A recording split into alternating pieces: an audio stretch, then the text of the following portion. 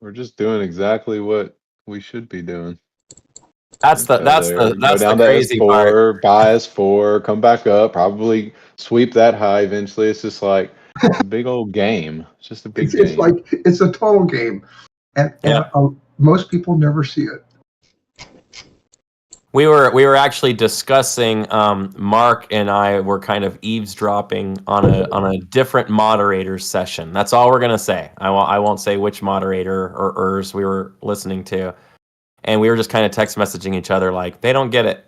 Like it's like the things they're saying. We're just like it's just like no, that's not it. But it's not like that they're it's not that they're like not right.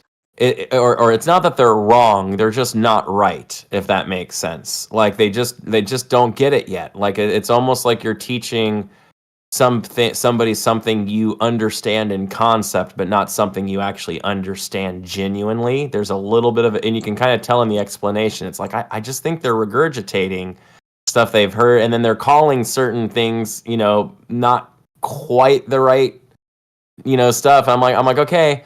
But so what you're seeing now and what you're doing is you're literally like you're learning to read and think in the market at the level of an institutional trader, right? You're now reading market movement based upon structure and demand, Hey, Thor, right?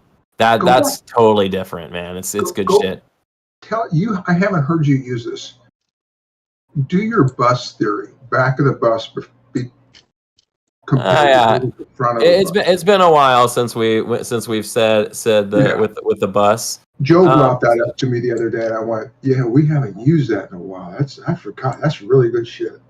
I mean, the bus concept is basically like we talk about as you start to employ these concepts, right? The market is going where the market is always going, right? Nothing you're going to do is going to change that, just like nothing you're going to do is going to change like if you're on a public transit, where the public transit's going to go, right? However, as you improve your skill set, you basically are going to move from the back of the bus to the front of the bus.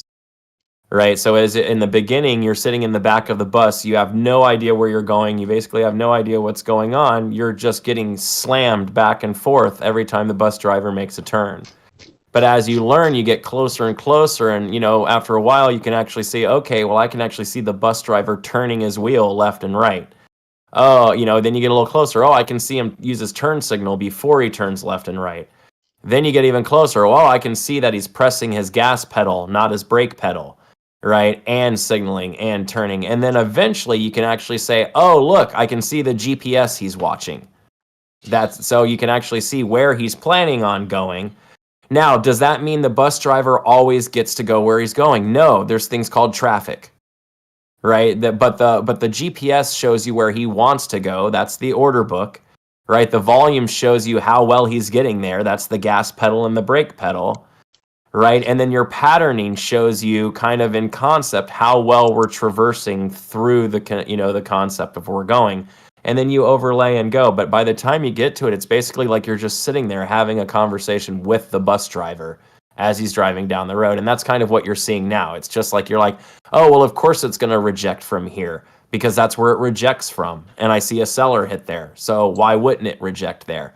That's thinking at a completely different level than, oh, this just made a new high, I'm long. Yeah. You know what I mean? Yeah. Say no more. You're really like exposed to the inner workings of this thing. You're really like seeing it, and this is when we Hey, go welcome to the Matrix. Can you elaborate on something before we open with a quick second? Certainly. When you say, with time or with volume, price moves to size. I was just staying up late last night thinking about it, and I was looking at different like value areas. Can that also mean like that doesn't necessarily mean like that price will go to like the biggest order on the book, but that price will go to correct. the air. Well, I was like, you're correct. Okay.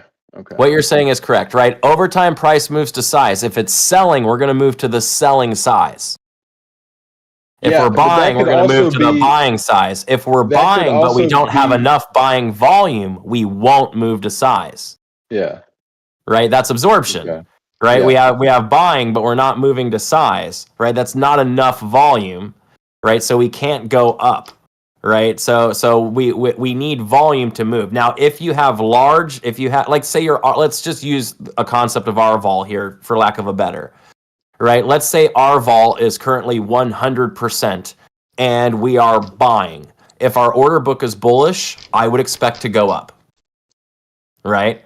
Because we have buying volume, so we should be moving to our buying size, right? But if we run out of buying volume, right, we're not going to keep moving to our selling size technically, right? If we have buying volume, we're going to move towards the sell side liquidity. We're going to go offer to the sell side, right? So if all of our limit orders are large to the top side and we have buying volume, we're going to go to the top side, right? But if the large orders are to the top side and we lack buying volume, we won't go up. Yeah. We'll stagnate, right? We'll just sit there. This is kind of like my favorite analogy here is actually real estate, right? So if you're looking for a house where you're going to get a good ROI, right? One of the things that's important to look at is how many houses are for sale in the neighborhood, right? What you don't want to do is buy a house at premium. How do you know when you're buying a house at premium? There's a lot of people trying to sell their houses at that price. Yeah. Okay. Yeah. Right. So if you see a lot of orders to the top side, but no one's buying, this is an indication that we're at premium. Right now, someone may well buy premium, right? And if they do, the price is gonna go up, right? But if you have large size, so this is where we generically insert concept of fades, right? Reversals versus fades. Fades are when we run out of buyers. Like fading the top side, right? So if we have a bearish fade, a fade is when we run out of buyers. Like we did just a few minutes ago with the news event. We failed test one. We had buying volume. We shot right up and swept the highs. And then there was just like a bunch of aggressive sellers sitting right there and they just slammed it as soon as it got there. And then we basically faded since then. We've just faded down. But even with large orders to the top side, if all we have is selling volume, we will sell down the selling size. Right, so the order book, like if you're looking at Bookmap, right, book flips are an optical illusion, right? There are larger, or let's say it's a bullish book, and then we resolve all the bullish orders. Once the bullish orders are gone, all that's left are bearish orders. So it looks big now to the downside, even though it's actually still the same small size it was before. Yeah. It just looks bigger because it's a thermal map that's showing you the biggest orders. Right, so now they look big. They really weren't, right? They're just bigger. But they are now in excess to the downside. And if we have selling volume, we'll run that book now, right? With price moves to size with volume, right? And it does that over time. So it does, and that's where kind of that concept constantly comes from, right? If you're moving towards large orders, for instance, and you see a big green dot and you're not moving up. That's how you spot an anomaly, right? Because we have large buying volume. Our price should be moving to size, but it's not. So something's wrong. What's wrong? The market maker is absorbing. Well, if the market maker is absorbing, which means they're fulfilling the buy requests from their inventory, that means the market maker is distributing. If the market maker is distributing at premium, guess what they're not going to do? Break out. Mm-hmm. Right? Why would they distribute if the price is about to go up? Right? They're not going to. They're distributing if they think it's going to go down because they'll reaccumulate lower. So they're going to sell to all the eager buyers that are here. Anyone who wants to buy gets filled on green dots that doesn't go anywhere. Right? And then we sell off. Right? If the market maker's algorithm, if the buy volume comes in and it wants to go up, the market maker's algorithm will grab shares off the book. Right, and then fill the buy requests off the book and move the price up. If the algorithm's making the decision to fulfill from its inventory, that means it's at premium if it's buying. Right, if it's selling and the reverse of that's happening, anytime someone sells, we're not moving down, then that means the algorithm is absorbing or accumulating those shares. And if the algorithm's starting to accumulate, that probably means there's a large sell order somewhere higher it wants to go tag. Right, and then that's what we do. We ping pong back and forth between the biggest buyer and the biggest seller in our whatever our time frames are, right? Yeah. So, and on our daily chart, you can kind of go back and you can see, okay, well, we sold from here, we then reoffered, sold down, found a buyer here, we then reoffered, came right back to that buyer, then went right back to that seller, then right back to that buyer. And, you can just watch it, ping pong back and forth between these large orders, because that's all the market maker's job really is to do, is just to facilitate that trade. And then the last thing to tie it together is to remember it's for big participants, right? Understanding where that's going to happen. Well, like, after working with Mark and just being in here a little bit, like, now that I understand where that's happening, like, you physically can't take as many trades. Like, you have to be so patient, because it's like, well, we're in the middle of no man's land. I know where we're going down here right now.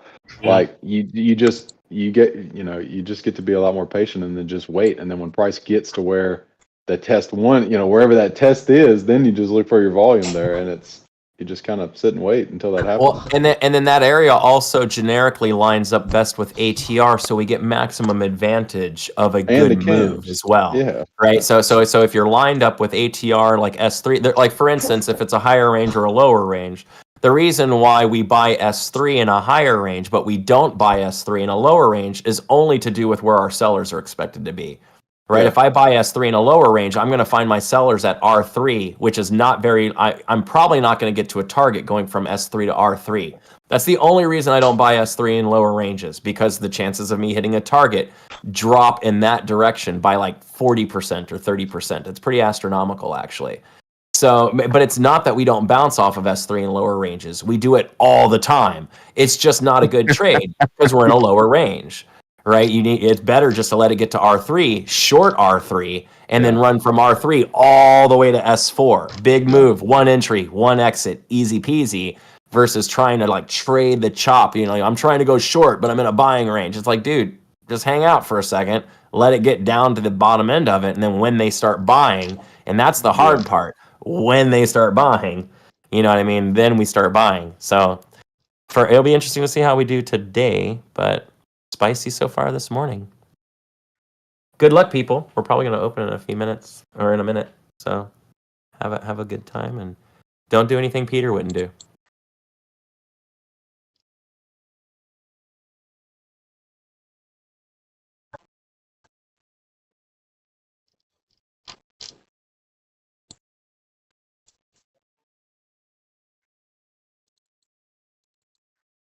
Ding, ding, ding, ding, ding.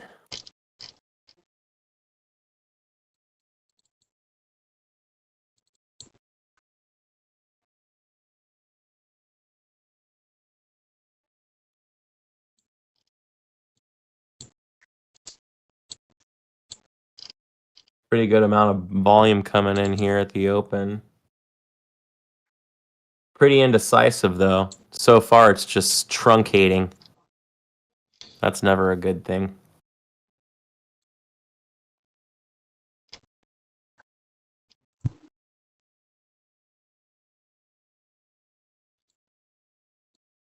ATR low on the market is right at S4. I have a sneaking feeling we're gonna represent very strong here at the open and then flush down to S4. But we'll see. If we get into a rally here, I'm just gonna hang out and wait for us to get to R3, and then we'll see what happens.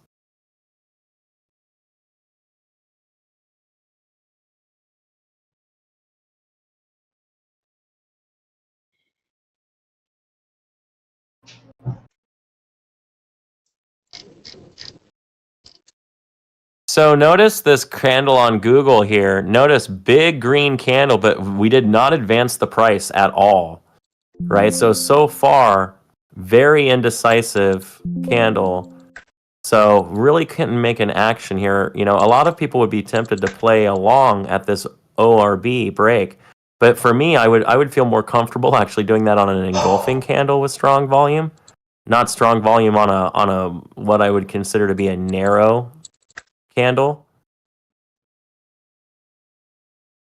So hopefully this thing will give us a nice sweep down to S4 near ATR low. How's the order book looking on the Qs and SPY? Order book actually is looking a little bullish right now on this one.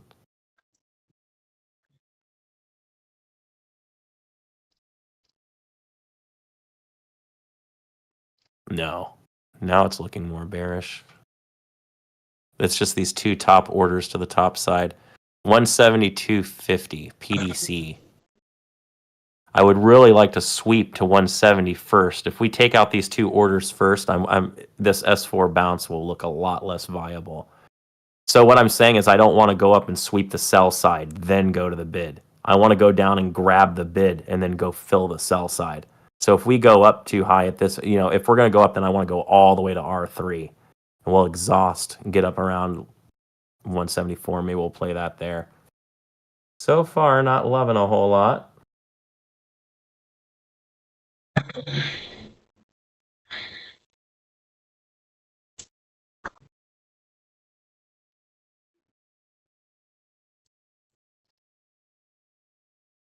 Tesla's in a horrible spot right now. Ooh, Nvidia's an interesting spot.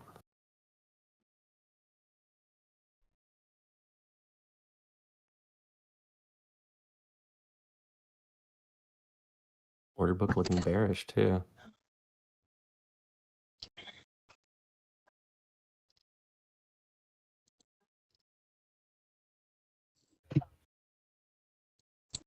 There's a lot of orders right there.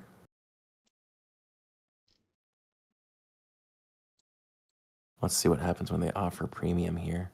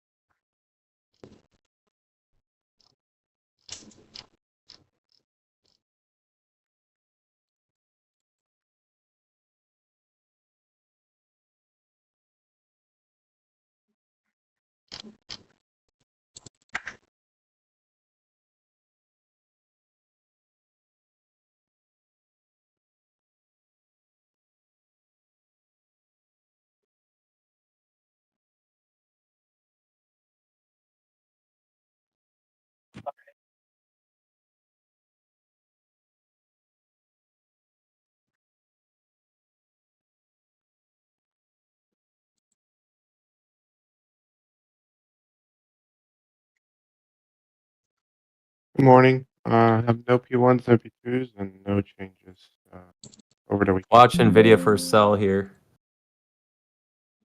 What was that?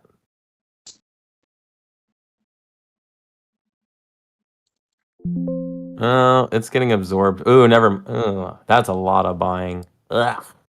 All right. We'll see what happens here. I was really into it there for a second, but then we got downside wicks going like crazy here. So maybe they try and rally this thing. I don't know.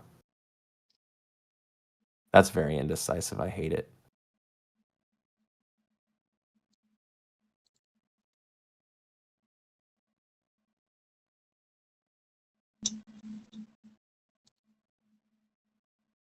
That looks better.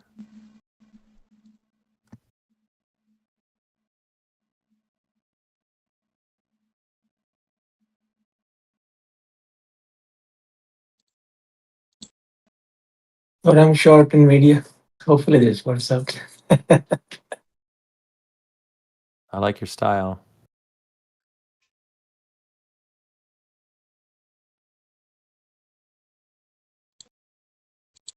The order book looks nice.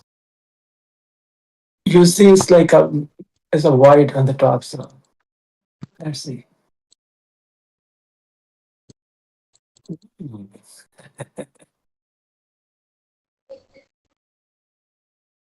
I'm also short Nvidia. Did you know that already? Yes, I think so. Hey, Thor. Perfect Hawk PDC rejection on NQ and ES.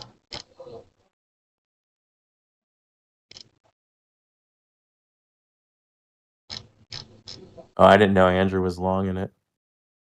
I shorted it while he was long it. Haha. Good job buying VWAP.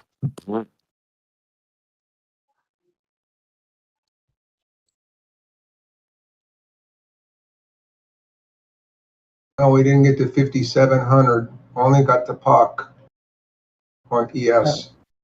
So what's your target on the NVIDIA? 110. I ran it above high of day. I shorted it 112.15 or when it pulled back up near premium.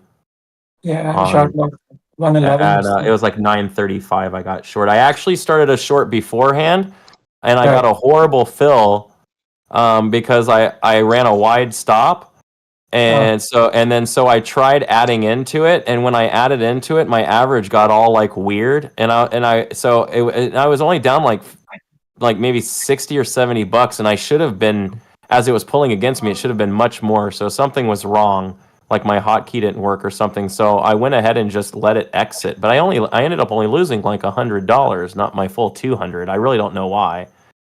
So, but I let that one exit at when it came back up, and then I re-entered almost immediately because it gave me the, finally got the right RVR and it had a good offering. It's going to look really ugly if this trade works and I have to share this chart. NQ's offering to the sellers. People are gonna say, "Did you start momentum trading?" Right? No, because it made that really nice hammer and the second minute. So when it did the third candle and then on the fourth candle, I went ahead and hit it on that fourth one, but it just gave me a whack average. So it was really weird. And then I tried to add into it to fix it, and it was just off. And I was just like, whatever. That was a squeeze, but that was on really low volume. That seems disingenuous.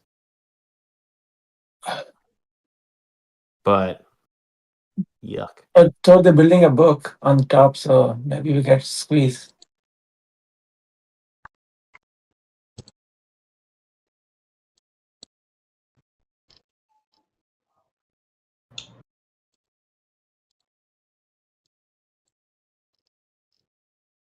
Here's another offer. Let's see if a seller hits here.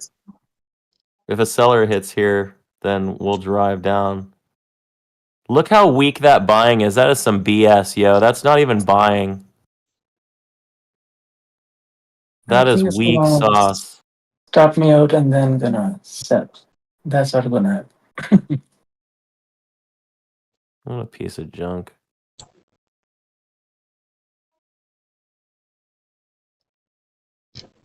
I'm still in it, but if it goes above high of day, I'll be out. That's probably what they're gonna do. They'll probably go sweep high of day, then dump it. God, that move, that 938 candle is so weak. Big engulfing candle on like no volume. It just looks horrible. Oh, now the book's crazy. Stop that. Stop that. Almost out.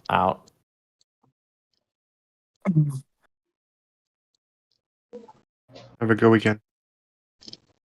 Thank you. You too.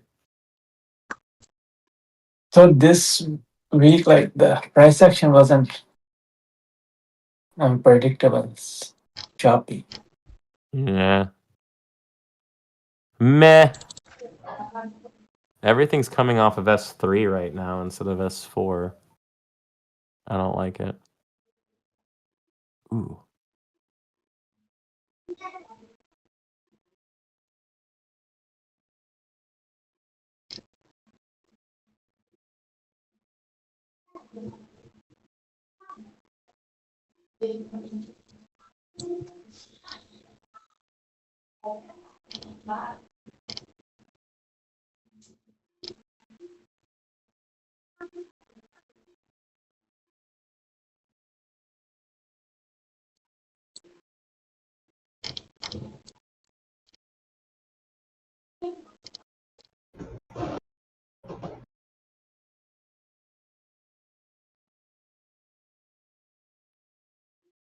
Tesla's in an interesting spot.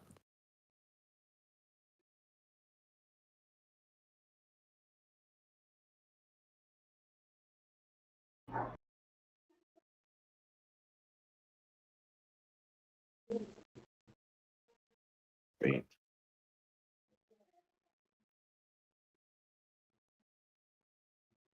I'm going to hang for a second. Everything looks pretty strong in the market.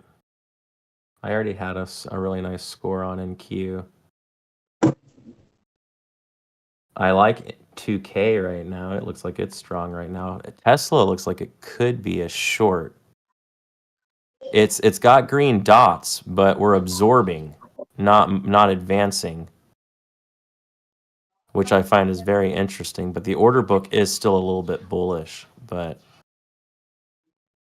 it's in a lower range near R3. Pretty good spot.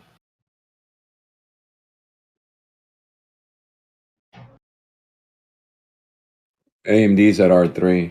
It's getting rejected right now.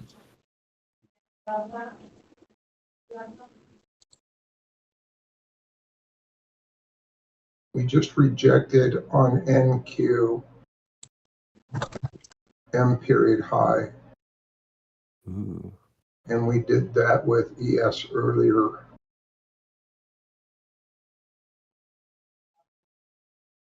The AMD one is pretty neat looking. It's a good spot. I wish there was more volume there, but it's pretty nice.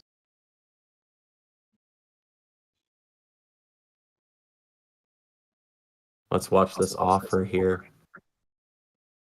Really low volume on the offer. Let's see if a seller tags it.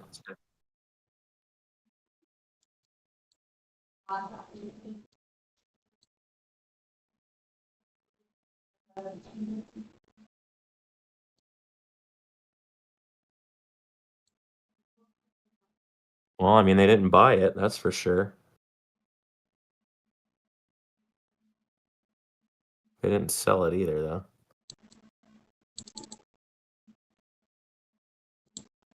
Order book's a little bullish. Looks like it's getting bought. Now it's buying. Yeah.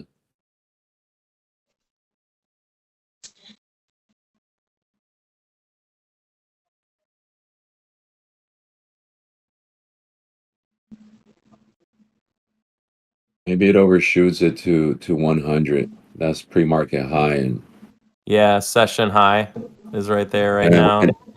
And we rejected 100 yesterday also, like towards in the afternoon. And that 99.79 is technically DOS's. Ooh, there was the sell. Seller. That was a big seller on AMD. That just hit right there. Look at the selling right there. That's a signal. That's pretty good. Watch the reoffer on it. That's probably going to be, that's pretty stinking good.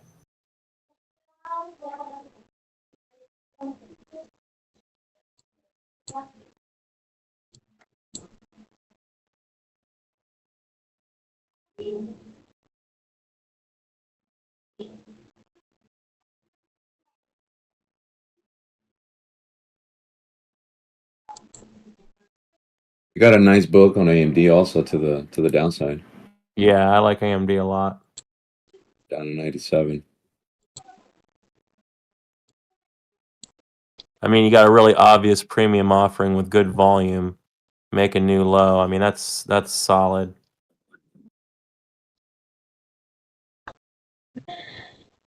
Let's see what happens. This will be the moment of truth right here.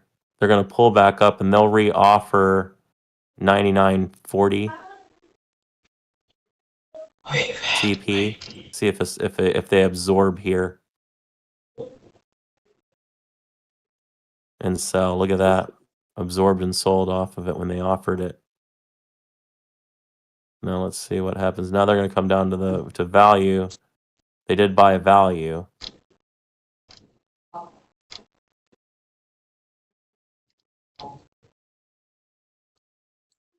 Absorbed.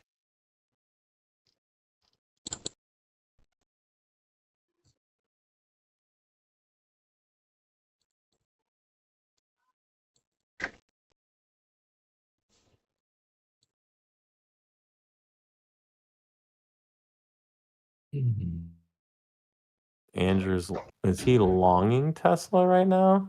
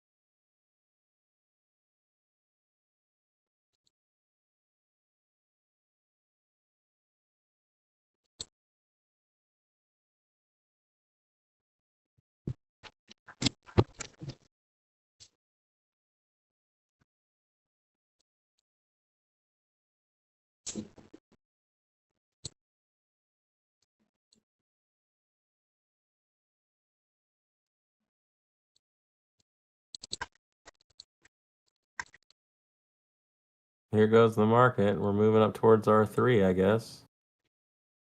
And I almost bought S3. I was like, it's a lower range day. I already got a nice short.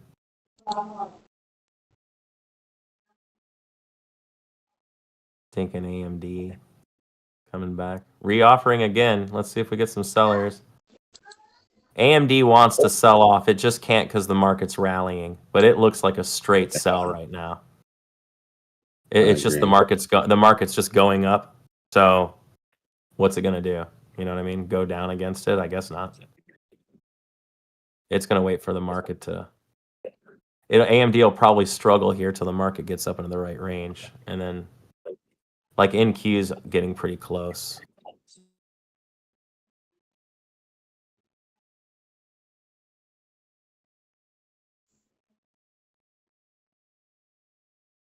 There we go. We got a bid at 99.10. I think we're gonna sell.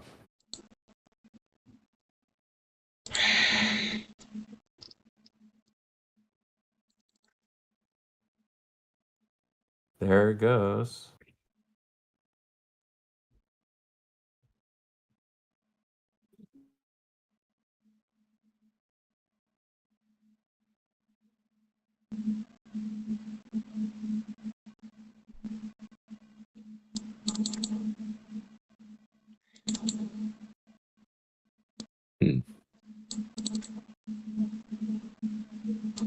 The buyers are struggling.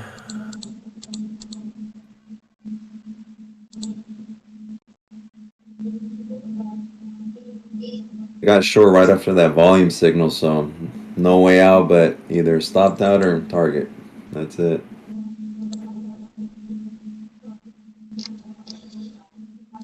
I like your style.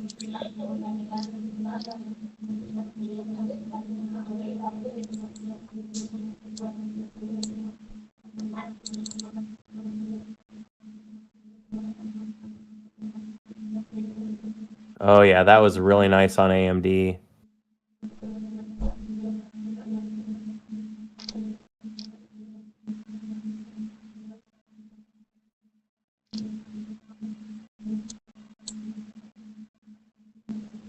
Tesla made it to R3. We're really close to it. Wick the DOS R3. Andrew's still trying to convince everybody that Tesla's a long right now.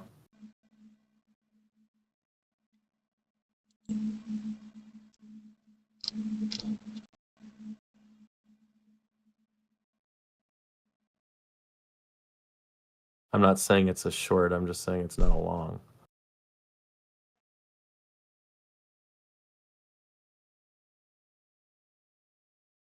AMD lost WeWap and is reoffering.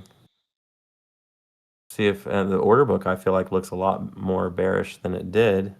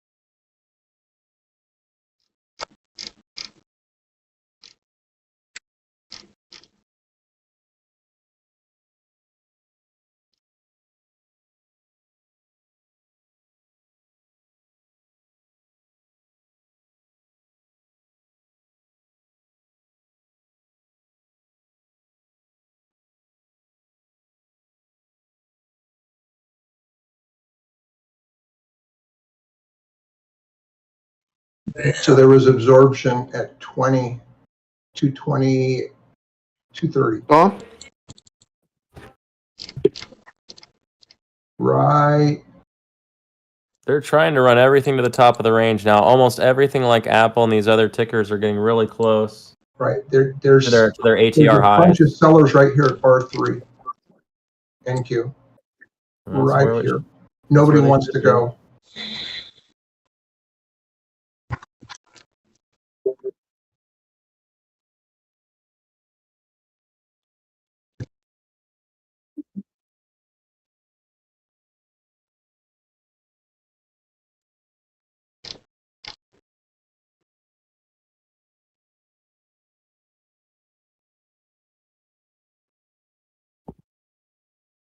Frickin' Apple made quite a run.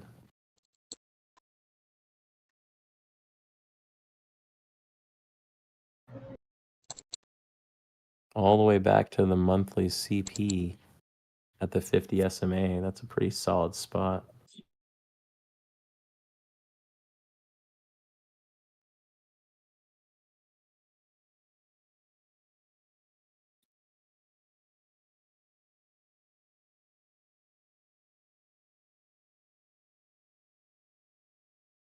R3, fail. Yay. Yay. What was that cartoon? Yay. Well, the one I like is from Monty Python and the Holy Grail. They're like, and there was much rejoicing. And they're like, yay.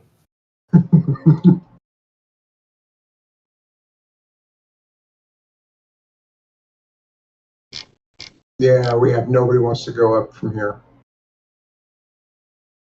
I mean, they may move the market, but nobody wants to buy. I have one last order that I want to take short at 57.80. It's where the big last little guy is sitting.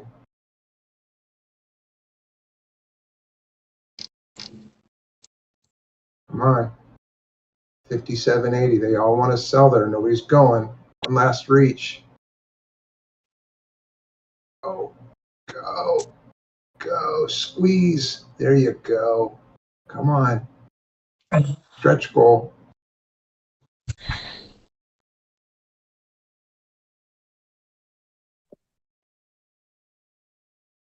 So look at the price action in Tesla.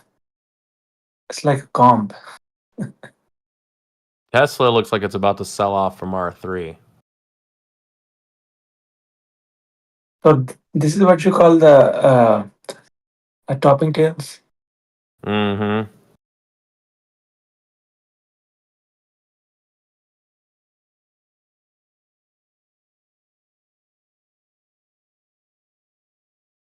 There's the R3 fail. On the nose. On the nose. We have all the people who wanted to sell at 57.80 couldn't get there. We might go back just to wick them, but it's going to have to work its little ass off to do it.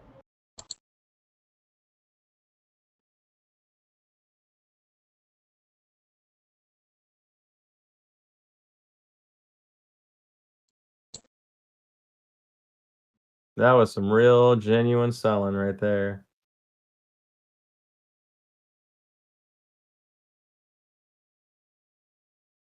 Never on NQ, we never got to test level 1. On ES, we got to test level 2. Okay.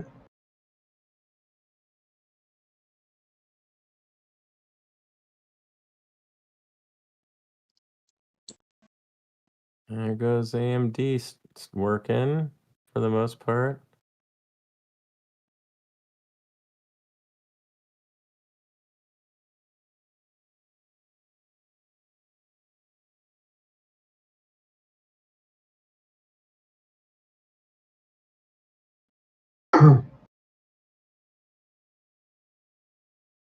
Nailed. That was R3 without. Just nailed it on NQ.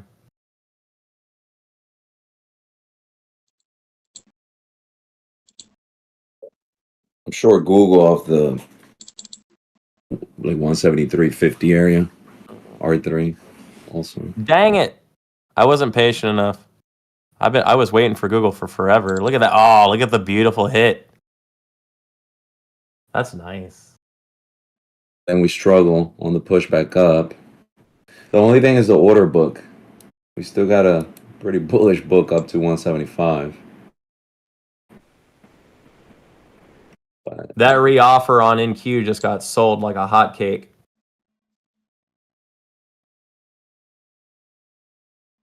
Here goes AMD.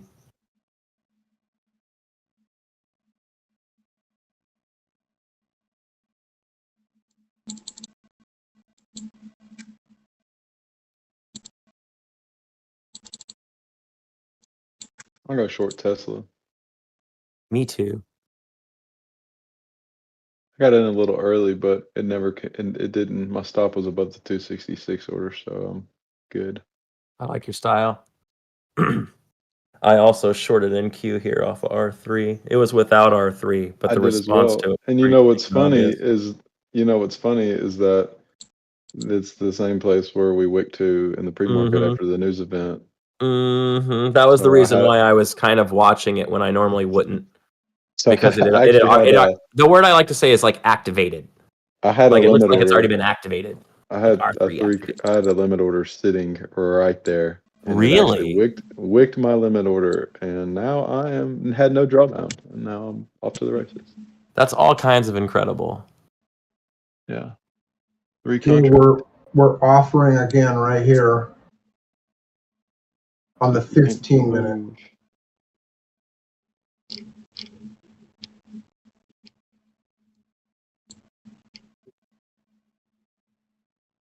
That's on the ES.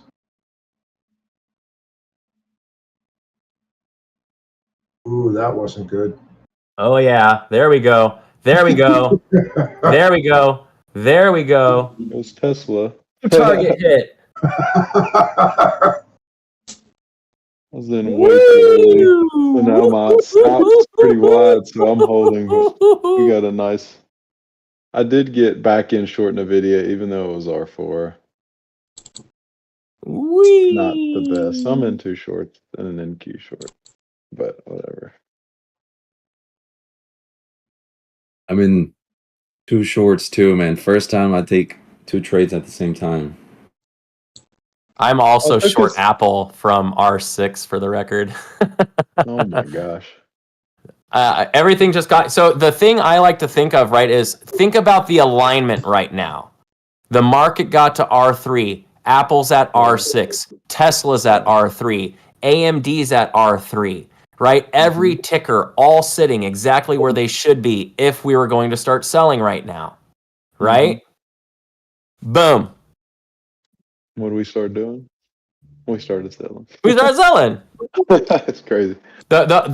There was a conversation Mark and I had. Google also right at R3. There was a conversation when Mark and I forget when this was, Mark. This was like years ago, because when I was starting mentoring, right? I was starting mentoring, and I was like, Mark, I don't know how to explain this to somebody. And he says, what? He's like, they want to know why. And I just want them to do it. Like don't ask questions. Just telling you it's gonna short from here. But so a lot of my work as a mentor was actually developing the ability to properly take what I can see and what I just kind of know to be true and turn it into empirical evidence that I can provide to you. So, but what you're saying right now is basically what I'm saying. You're like, oh yeah, I just kind of had a limit there and I shorted it from right there. Well, why? Well, because that's where it goes short from. Like that.